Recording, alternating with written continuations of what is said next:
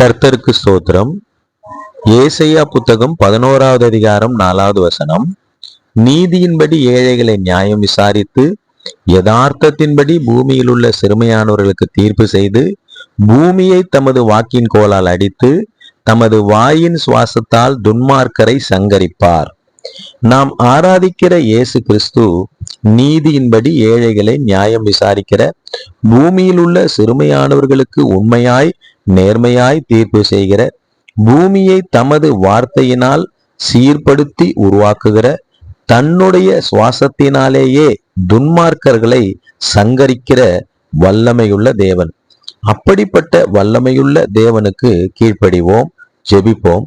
தகப்பனே, நீதியுள்ள நியாயமுள்ள சிறுமைப்பட்டவர்களை ஆதரிக்கிற, வார்த்தையினாலேயே சீர்படுத்தி உருவாக்குகிற, துன்மார்க்கர்களை தன்னுடைய சுவாசத்தினாலேயே சங்கரிக்கிற, அழித்து போடுகிற வல்லமையான தேவனாகிய உமக்கு கீழ்ப்படிய எங்களை ஒப்பு கொடுக்கிறோம். இந்த ஜெபத்தை கேட்கிற ஒவ்வொருவரும் வல்லமையான தேவனாகிய இயேசு கிறிஸ்துவாகிய உமக்கு கீழ்ப்படிந்து ஆசீர்வதிக்கப்படுவார்களாக. இயேசு கிறிஸ்துவின் இனிதான நாமத்துல ஜெபிக்கிறேன் தகப்பனே. ஆமேன், ஆமேன், ஆமேன். God bless you all. கர்த்தர் உங்கள் எல்லோரையும் ஆசீர்வதிப்பார்.